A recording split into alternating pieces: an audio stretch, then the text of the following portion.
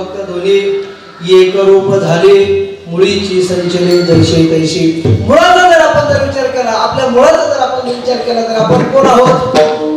आपण कोण आहोत? मी कोण आहे हा करावा विचार. कोण आहे आपला जर आपण जर विचार केला, मूळ स्वरूपाचा जर आपण जर विचार केला तर तुकोबाराय आपल्याला काकड्याच्या प्रकरणामध्ये सुद्धा सांगून जातात. तुका म्हणे काकड्यामध्ये सांगतात, तुका म्हणे धन्य ऐसा दिवस तो कोण पंढरीच्या वाटे का मूळ देखील. पंढरपूरच्या नाही म्हणत बरं का, कोणत्या म्हणतात? पंढरीच्या वाटे येता मूळ देखील. आता पहा, आता तुमचं आपलं काय आहे? आपण पंढरपूरला जातो आणि आपल्याला जर बारकाईने जर विचार केला तर समर्थांनी आपल्याला पंढरीचं महात्म्य काय आहे? पंढरी आत्मा हा विठ्ठल नांद तैसे केवळ पांडुरंग. चांगला बारकाईने जर विचार केला तर तुम्ही सांगा. आता मगाशी आपला विषय झाला, आम्ही बसलो होतो त्यावेळेस की याचं नाव काय आहे? मी नेहमी सांगत असतो याच्या नावाचा जर आपण जर विचार केला, मगाशी सांगितलं नाव आणि रूप हे कुणाचं आहे? कुणाचं आहे? मायेचं आहे. आता हे ठेवलेलं नाव आहे का ओरिजिनल नाव आहे आपलं? मी सांगत नाही, ज्ञानोबारांचं प्रमाण सर्वांच्या पाठावर आहे. बदल या बाराशी नाव नाही त्या भाषी आणि ठेवलेली नाव अशी. आता तुम्ही सांगा, मी सांगत असतो नेहमी याचं नाव काय आहे? सोमाजी गोमाजी कापसे. काय नाव याचं नाव? आता तुम्ही सांगा तुमचं नाव काय आहे? सोमाजी गोमाजी कापसे. हे सर्व मंडळी बसले, यांचं नाव काय आहे? सोमाजी गोमाजी कापसे. आता तुम्ही सांगा कसं काय बरं? कारण हे नाव इथं माता माऊली सर्व उपस्थित आहे. हे नाव बालक जन्माला यायच्या आधी तुम्ही सांगा नाव होतं का? नाव कधी ठेवलं? मग ज्ञानोबारांनी सांगितलं बरं घोटाळा कुठं झाला? घोटाळा नेमका झाला कुठं? घोटाळा झाला कुठं? तर घोटाळा सुद्धा ज्ञानोबाराय सांगतात. धन्य वायू लागता स्मरण विसरे तत्वता ओळखू लागे माता पिता ओहो ओहो म्हणले. किंवा पुढे जाऊन ज्ञानेश्वरीमध्ये सुद्धा सांगतात अहममतीच्या रवडसोडी माते न भवतीच बापुडी म्हणून जन्म मरणाच्या दुथडी तर होली तर ठेले. घोटाळा कुठे झाला? अहम आणि मम. पहा, जर शास्त्राचा जर आपण जर विचार केला तर शास्त्राने मुख्य किती देह सांगितले? मुख्य देहाचा जर आपण जर विचार केला तर मुख्य देहाचा विचार केला तर स्थूल देह आणि सूक्ष्म देह. स्थूल देहाचा जर विचार केला तर स्थूल देह कोणाचा आहे? स्थूल देहाचा विचार केला तर स्थूल देह आपण काय केलाय? देह तो पाचाची झाली या करते कुणी गुंतले आणि भव कसे चाके सुधरे जन्ममुक्तीच्या. चांगल्या मार्गाने विचार केला तर पंचतत्वाचा हा देह आपण भाड्याने उसना आणलेला आहे. कोणाचाही तो आपल्या स्वतःचा तो नाही. तो आपल्याला भगवंताने कशासाठी दिलाय? दिले इंद्रिय हात पाय कान डोळा मुख बोलाया. आता सगळ्यात महत्वाची गोष्ट वचन दिले गर्भात वचन मी करीन तुझेच भजन. आता तुम्ही सांगा आपण ते भजन करतोय का? भाग्यवान आहोत आपण. समर्थ सद्गुरूंनी ती भजनाची रीत जे ते आतमध्ये आईच्या गर्भामध्ये असताना करत होतो तीच रीत समर्थ सद्गुरूंनी म्हणून आपण नेहमी सांगतात नाम कोणी देऊ शकत नाही, नाम कोणी घेऊ शकत नाही. फक्त काय रीत बाबा नेहमी सांगायचे. रीत काय आहे? रीत आपण समजून घेतली पाहिजे. कांद्यामध्ये बी आहे का नाही? कांद्याचं दृष्टांत बाबा हमेशा सांगायचे. कांद्यामध्ये बी आहे का नाही? पण इंजिनियरला जाऊन जर विचारलं कांद्यामध्ये बी आहे का तर काय करावं लागेल? इंजिनियर जर ती टर्फानं जर कांद्याची सोलीत बसलं तर जमत का? पण जातीवंत शेतकऱ्याला जर आपण शरण गेलो, जातीवंत शेतकऱ्याला जर शरण गेलो तर काय करावं लागेल? तो कांदा घ्यावा लागेल, कांदा अर्धा कापावा लागेल, खालचा भाग फेकून द्यावा लागेल, वरचा भाग मात्र. बरोबर आहे ना? बरोबर आहे. पहा म्हणजे कीर्तन ऐकताय 9 ते 11 कीर्तन ऐकताना सुद्धा तुम्ही ऐकताय विठाला विठाला.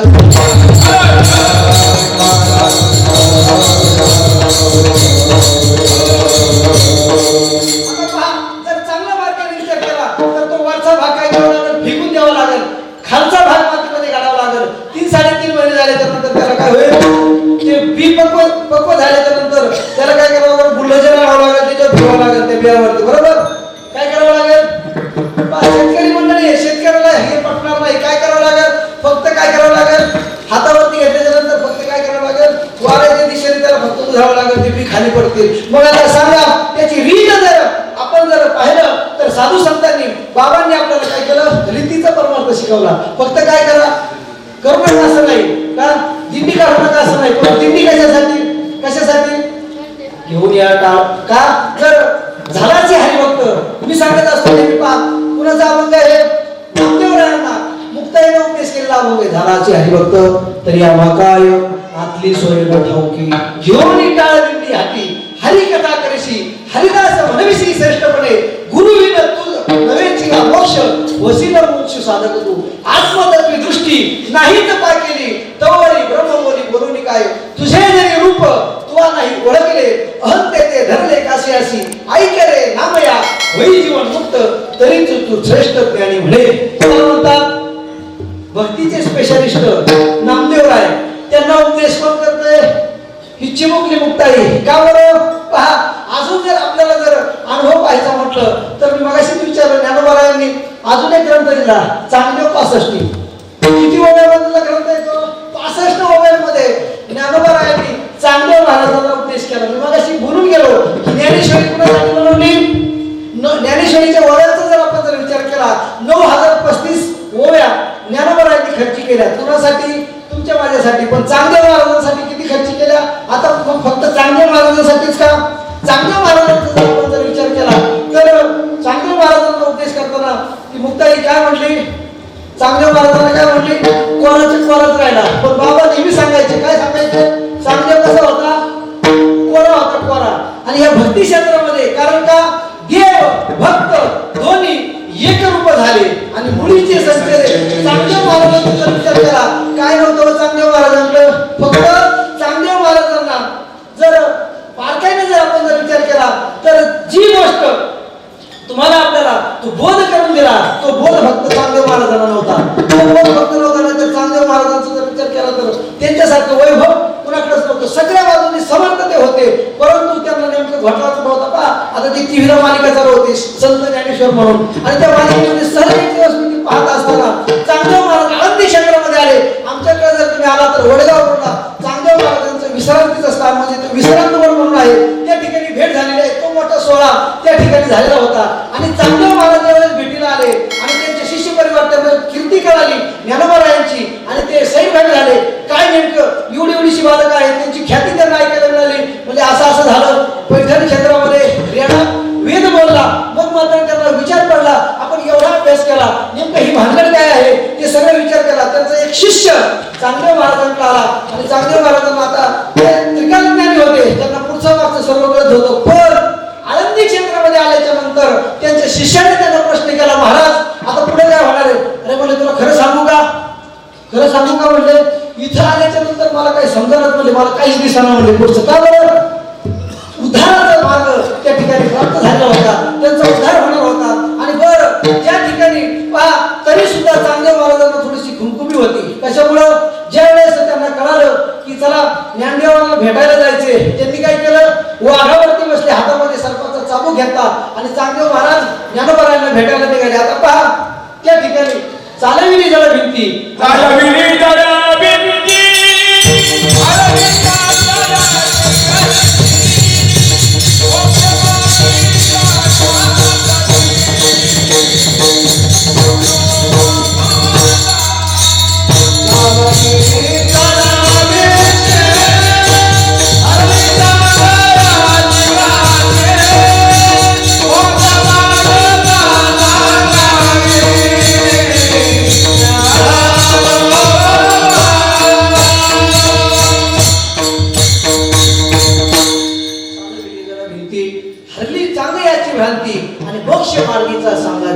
ज्ञानोबा महाराज जर विचार केला त्या ठिकाणी चांगदेव महाराजांचा ज्यावेळेस उद्धार झाला आणि चांगदेव महाराजांना तो बोध प्राप्त झाला काय नव्हतं चांगदेव महाराजांकडे फक्त जर तुम्ही आपण पाहिलं पहा जी अवस्था आपल्याला प्राप्त होते ती अवस्था कशासाठी प्राप्त होते पहा पहिलं जर अनुभवाचा जर आपण जर विचार केला तर ते साधन कशासाठी आहे आपण नेहमी सांगतो ते चॉकलेट आहे चॉकलेट काय आहे ते चित्तशुद्धीसाठी ती गोष्ट आहे चित्तशुद्ध होण्यासाठी तो आपल्याला अनुग्रह प्राप्त झाल्याच्या नंतर ती जी अवस्था होते आणि आपण काय झालं त्या अवस्थेलाच परमार्थ समजून राहिलो घोटाळा कुठं झाला आपला घोटाळा कुठं राहिला आणि बाकीची जी मंडळी आहेत अभ्यास मंडळी तुमचं सगळं आम्हाला पटतं पण ते तुमचं आम्हाला फक्त आता तुम्ही सांगा अवस्था व्हायला पाहिजे नाही व्हायला पाहिजे असं नाही पण अवस्था जर पक्वत वाजून जर अवस्था झाली तर जमल का पक्वत वाजून अवस्था झाली जमल का अवस्था ओरिजिनल अवस्था झाल्याच्या नंतर त्याची जी अनुभूती आहे ती अनुभूती आल्याच्या नंतर मग त्या ठिकाणी नाथबाबांनी सांगितले अनुतापावेल भाव कैसा राही भाव होण्यासाठी अनुताप त्या ठिकाणी आपल्याला प्राप्त होतो आणि तो अनुताप प्राप्त प्राप्त झाल्याच्या नंतर ती अनुभूती तुम्हाला आपल्याला निश्चित प्राप्त होते. अनुग्रहाचं नाव आपल्याला चित्तशुद्धीसाठी आहे. मग बाबांचं दृष्टांत सर्व गुरुवारांच्या मुखातून ऐकलेलं आहे. पांढरी घाल आणि काळी घाल. तुम्ही सांगा, मोठा काटा आणि छोटा काटा. चांगल्या मार्गाने जर विचार केला, मग त्या ठिकाणी ते जे स्वरूप आहे त्या स्वरूपाकडे आपल्याला आपली वाटचाल असली पाहिजे. चांगदेव महाराजांकडे काय नव्हतं. 6 महिने समाधी अवस्थेमध्ये चांगदेव महाराज परत होते. ज्यावेळेस समाधी अवस्थेतून उत्थान व्हायचं, उत्थानातून ते बाहेर आल्याच्या नंतर ती मेलेली माणसं सुद्धा जिवंत होत होती. एवढी ताकद त्यांच्याकडे होती. पण त्यांना काय होत होतं, सांगितलं की जे काही दिसतंय ना हे त्यांना खरं वाटत होतं. एवढाच वाटवा होता. आता तुम्ही सांगा, तुमचं आमचं सुद्धा काय झालंय, ती जी अनुभूती जशीच्या तशी, जी ज्ञानोबारायांना, जी तुकोबारायांना अनादिकालापासूनची परंपरा, आपण कसं आहे, आपलं सातवार कसं आहे, क्लिअर कट. आमच्या मराठी पुण्याच्या भाषेमध्ये सांगायचं म्हणतं कसं आहे, क्लिअर कट. म्हणजे तिथं काय बोलायचं काम नाही. कारण हंस ब्रह्म आता मुख्य महाविष्णू चैतन्याचे मूळ संप्रदाय फळ ते थोडी हंस रूपी ब्रह्म. तुम्ही सांगा, हे प्रमाण फक्त काही मंडळी, जुनी जाणती मंडळी आळंदी क्षेत्रामध्ये फक्त हरिपाठामध्ये म्हणताना घेतात. पण मी असं स्पष्टपणे बोलताना असं कोणाचं ऐकलं नाही. का बरं? हंसरूपी ब्रह्म उपदेशे श्रीहरी चतुष्लोकीचारी भागवत ते गुजविधाता सांगे नारदासी, अशी जी परंपरा आहे तशीच्या तशी तुम्हाला मला प्राप्त झाली. मग देव आणि भक्त, आता तुम्ही सांगा, बाबांचं दृष्टांत सर्वांना माहिती आहे. देवाचं नाम आणि तुम्ही आपण वेगळे आहोत का एक आहोत? आपण जर पाहिलं, आपण आपला घोटाळा कुठं होतोय, आपण देव कुठं समजतोय, देव मंदिरामध्ये आहे. आता तुम्ही सांगा, जर आपण सर्व विश्व भ्रमण जरी केलं आणि देव जर आपल्याला जर पाहायचं म्हटलं, देव प्राप्त करून घ्यायचं म्हटलं, तर देव भेटेल का? देव कुठं आहे? ज्ञानोबारांनी त्याचा पत्ता सांगितला. देव देव म्हणून व्यर्थ का हिंडसी आणि निज देव निरसी मुळी कोण. मुळामध्ये जर आपण जर पाहिलं, आता कुठे येतो देव? तुझे आहे तुझं पाशी, परी तू जागा तुकराशी. ती जागा मात्र आपल्याला साधू संतांनी दाखवून दिली. मगाशीच मी कीर्तन सुरू व्हायच्या अगोदर उजळले भागी आता अवघी चिंता वारली, संत दर्शनी हा लाभ. कोणता लाभ आहे? संतांच्या दर्शनानं तो पद्मनाभ. त्या ठिकाणी ज्या ठिकाणी त्या सुईणीनं खंडन केलेलं आहे, संतांचं जर आपल्याला दर्शन झालं, संतांचा सहवास आपल्याला प्राप्त झाला, तर काय करतात? संत दर्शनी हा लाभ आणि पद्मनाभ जोडीला त्या ठिकाणी जिथं कट झालंय तिथं जॉईन केलं जातं. आणि मग मात्र तिथून खऱ्या परमार्थाला, खरी भक्तीला आपल्याकडे सुरुवात होते. आणि त्या भक्तीचा जर आपण जर विचार केला, जर ती भक्ती जर आपल्याला फलद्रूप व्हावी असं जर वाटत असेल, तर अभंगाचं 4थं चरण.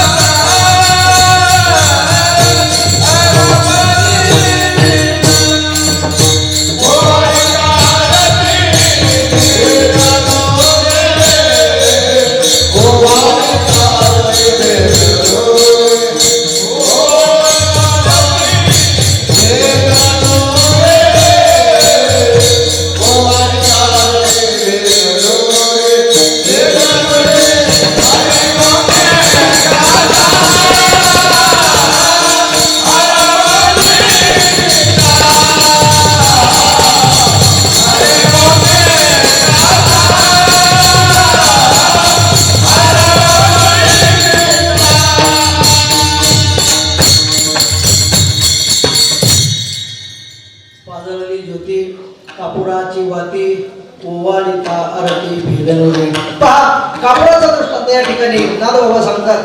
कापड आपण जर मगाशी सांगितलं की कापडाला जर आपल्याला जर म्हटलं तर त्याला कशाची वाद करावं लागेल? काय गरज आहे का वाद करायची? त्याला फक्त जर अग्नीचा जर संपर्क आला तर त्या ठिकाणी एकरूप होऊन त्या ठिकाणी लढतंय. आणि मग आता तुमचा आपण जर विचार केला तर आपण सुद्धा त्या भगवान परमात्म्याशी जर आपण एकरूप झालो. आता तो भगवान परमात्मा कुठे आहे पहा, तो भगवान परमात्मा कुठे आहे, तो कुठे आहे, आपण त्याला शोधण्यासाठी कुठं कुठं फिरतोय. कुठे शोधीशी काशी आणि कुठे शोधीशी रामेश्वर. आणि हृदयातील भगवंत हृदयातच उपवासी. तर चांगल्या मार्गाने विचार करा तर सद्गुरूंनी आपल्याला तो जो काही अंतरंगामध्ये जो भगवान परमात्मा आहे पहा, जर चांगल्या मार्गाने जर विचार केला तर नामदेव महाराजांवरती खेचर स्वामींनी उपकार केले. आता पहा, खेचर स्वामींचा जर आपण जर विचार केला तर आळंदी क्षेत्रामध्ये जर आपण जर माऊली ज्ञानोबरायांचं चरित्र जर आपण जर पाहिलं, संतांचं तत्वज्ञान पहा किती. जर संतांच्या तत्वज्ञानाकडे बारकाईने जर आपण जर लक्ष दिलं तर ज्ञानोबरायांना त्यांच्या उभ्या हयातीमध्ये त्यांना काही मिळून दिलं नाही, त्या ठिकाणी अन्न मिळून दिलं नाही कुणी, खेचर स्वामींनी.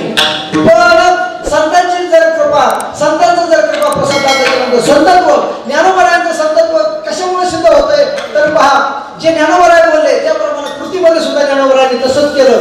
ज्या खेचर स्वामींनी त्यांना इतका त्रास दिला उभ्या हयातीमध्ये, परंतु ज्ञानोबरायांनी काय केलं, त्यांचा सुद्धा काय केला, उद्धार केला.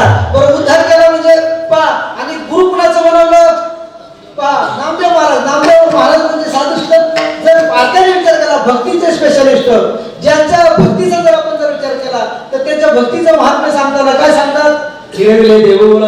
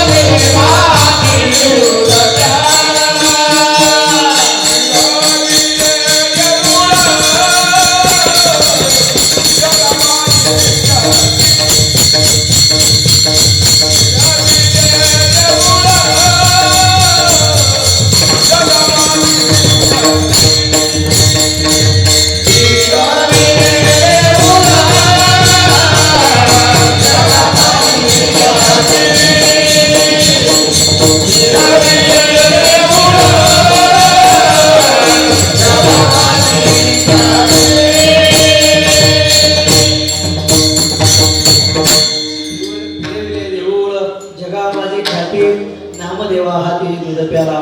चांगला जर बारकाईने विचार केला तर नामदेव महाराजांचं जर आपण जर चरित्र जर पाहिलं तर नामदेव महाराजांनी काय केलं तर भक्तीचे स्पेशलिस्ट नामदेवराय होते. भगवान परमात्मा त्यांच्या हातातून काय करत होता, नैवेद्य खात होता.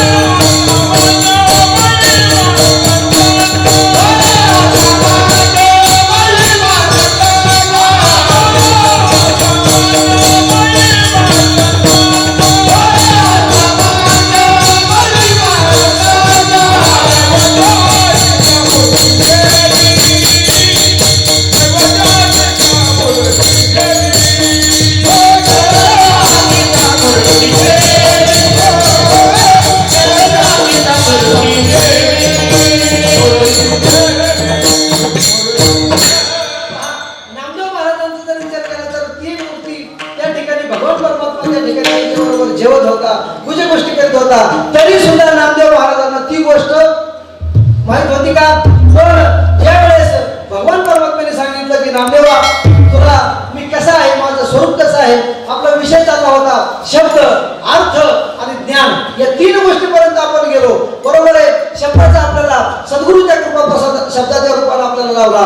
शब्द सद्गुरूने आपल्या कर्णपटलामध्ये शब्दामध्ये सांगितला आणि त्या शब्दाचं ज्ञान अर्थ आपल्याला प्राप्त झाला का कोण आहे आपल्या परमार्थाचा जर आपण जर विचार केला तर अनुग्रह आपल्याला दिला अहम ब्रह्मास्मीचा बोध तुम्हाला आपल्याला सद्गुरूंनी दिला आणि अहम ब्रह्मास्मी असा विचार आपल्या आतमध्ये चालू झाला आता परंतु तो अहम ब्रह्मास्मीचा बोध सुद्धा आपल्याला परिपूर्णतेकडे घेऊ जाऊ शकत नाही आणि म्हणून सद्गुरू महात्म्याने आपल्यावरती कृपा केली दुसरी जी क्रिया आहे ती क्रिया आपल्यावरती काय केली प्रबोध संत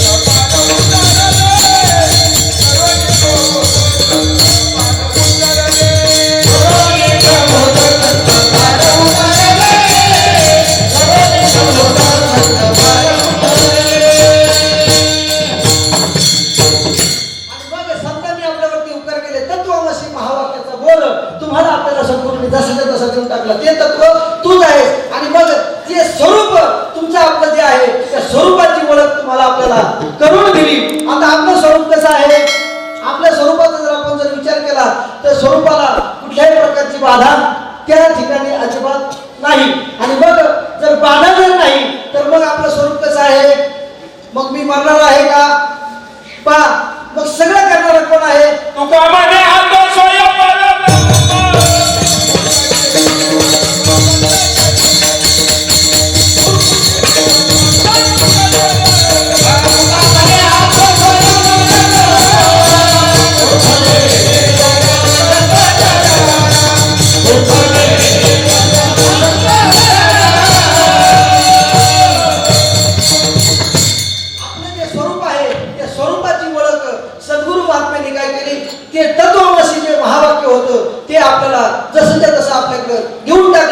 देऊन टाकल्याच्या नंतर तो मासी महावाक्याचा जो बोध आहे आणि मग ते महावाक्य तुमच्या आमच्या आतमध्ये प्रविष्ट झाल्याच्या नंतर आपलं स्वरूप आपल्याला उमगलं आपलं स्वरूप काय आहे आपल्या स्वरूपाचा जर आपण जर विचार केला तर याला अग्नी काही करू शकत नाही वायू त्याला काही करू शकत नाही असं जे स्वरूप आहे ते आपलं स्वरूप न संपणार आहे मग आपण तुम्ही सांगा आपण मरणारे आहोत का कारण आपला जर स्वरूपाला जर आपण जर विचार केला तर मी स्वयं साक्षी सच्चिदानंद कोण आहे आत्मा आहे मग आता तुम्ही सांगा देह आपला आहे का देहाच्या संबंधीने जो काही पसारा आहे तो आपला आहे का मग आता तुम्ही आपण सांगा आपण अडकलोय कशामध्ये देह संबंधी पसारा मग आता पहा शब्दाचं ज्ञान आपल्याला झालं अर्थही आपल्याला प्राप्त झाला आणि मग ते ज्ञान स्वरूप जे आहे ते ज्ञान स्वरूप सुद्धा सद्गुरूंनी तुम्हाला आपल्याला मगाशी बोलून गेलो स्थूल देहाचा जर आपण जर विचार केला स्थूल देह आपल्याला प्राप्त झाला कशासाठी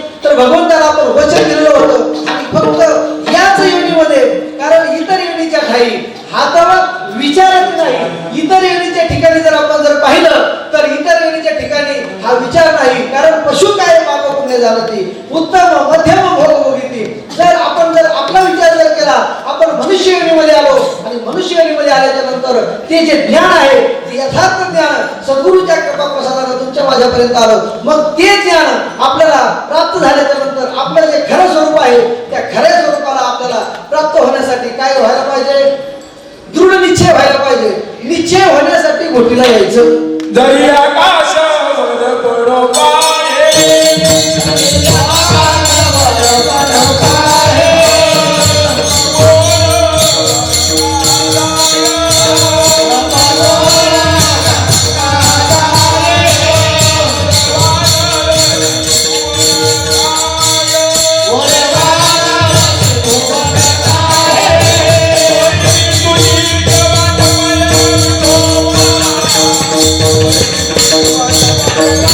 Oh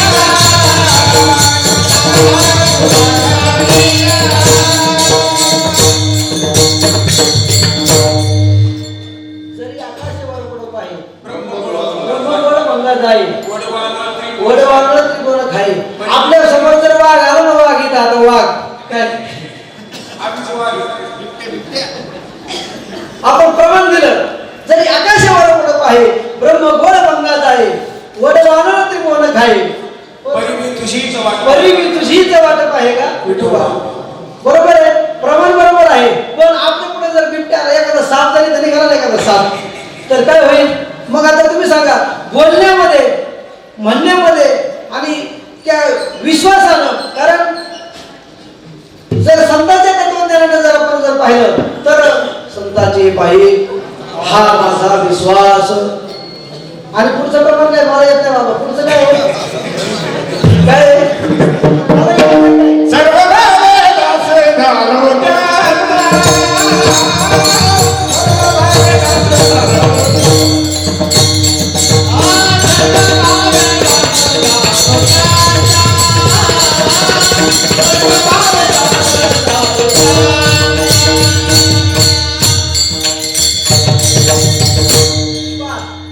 संतांचे पायी हा माझा विश्वास. आता आम्ही संतांचे पाय कोणते समजले? संतांचे पाय, आता तुम्ही सांगा, सगळा घोटाळा झाला. घोटाळा कशामुळे झाला? आम्ही हे पाय समजून राहिलो. आता पहा, गुरुवारी मंडळी आहेत, बाबांनी ते सांगितलेलं आहे. कारण आपल्या मनानं तिथं काही आपण खाडाखोड करायची नाही. संतांनी जे सांगितलेलं आहे, कारण तो जो मार्ग चालत आलेला आहे, तो भक्तीचा जो महामार्ग आहे, तो जसाच्या तसा साधू संतांनी काय केला? पहा, संतांचे किती मोठे उपकार आहेत. संतांचे जर उपकार जर आपण जर पाहायचे म्हटलं तर ते उपकार आपण कशानेच फेडू शकत नाही. आणि मग केले उपकार सांगू मी काय. केले उपकार सांगू मी काय.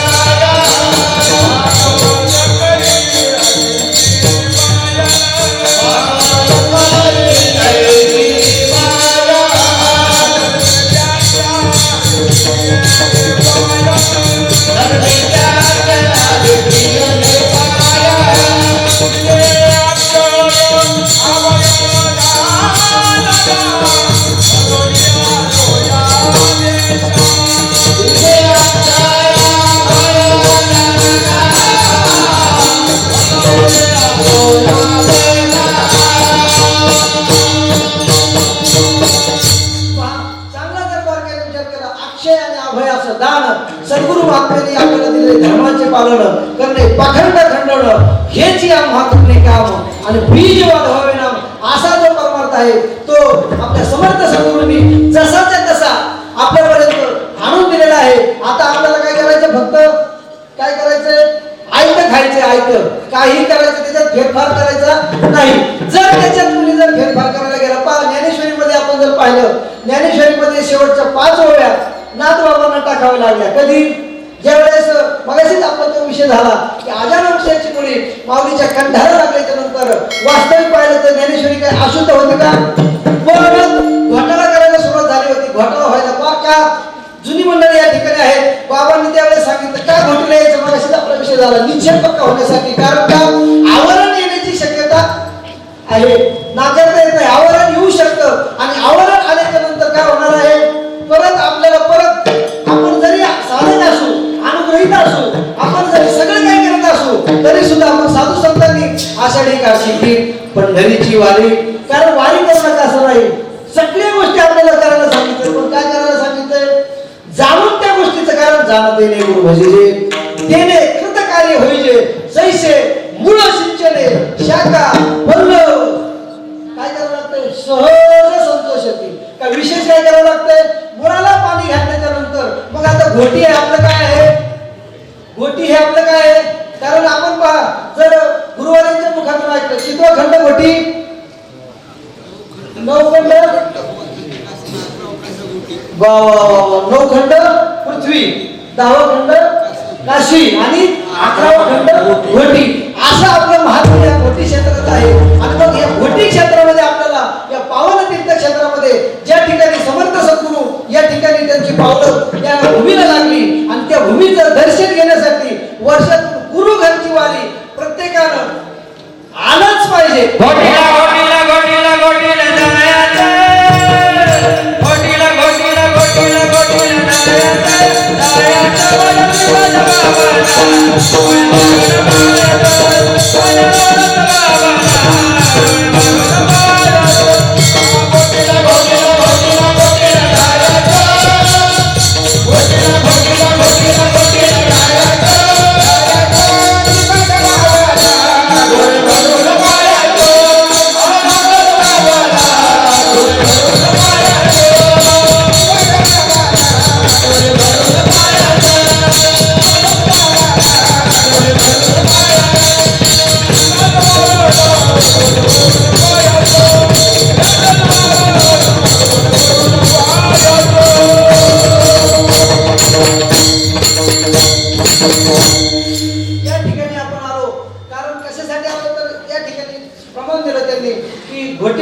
घोटीला जायचं आणि काय करायचं श्रीपाद बाबांना आणि रामदास बाबांना डोळे भरून पाहायचं. माझा श्रीपाद भगवंत, माझा श्रीपाद भगवंत,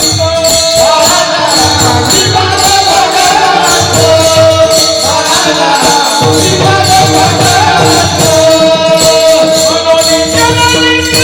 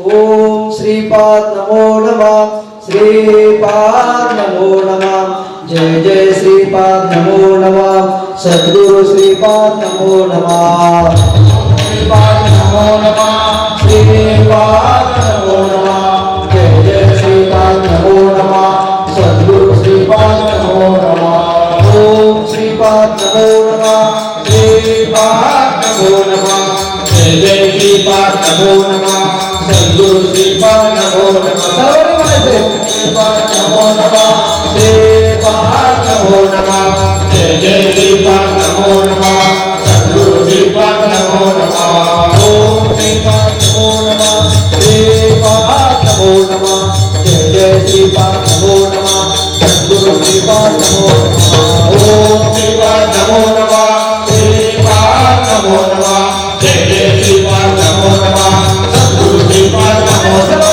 ओम श्रीपाद नमो नमः, श्रीपाद नमो नमः, जय जय श्रीपाद नमो नमः, सद्गुरु श्रीपाद नमो नमः, ओम श्रीपाद नमो नमः, श्रीपाद नमो नमः, जय जय श्रीपाद नमो नमः, सद्गुरु श्रीपाद नमो नमः, ओम श्रीपाद नमो नमः, श्रीपाद नमो नमः, जय जय श्रीपाद नमो नमः,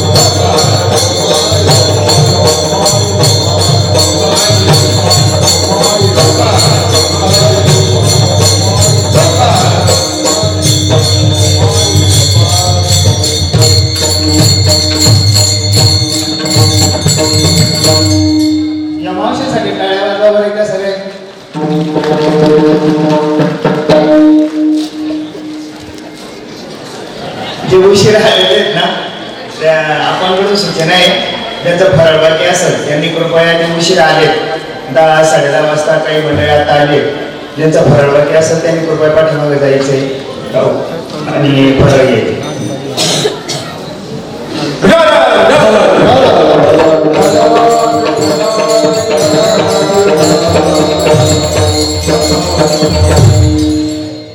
या ठिकाणी यथामती यथावकाश या ठिकाणी अभंगावरती बोलण्याचा प्रयत्न केला आहे शेवटचं चरण या ठिकाणी आहे आणि शेवटचं चरण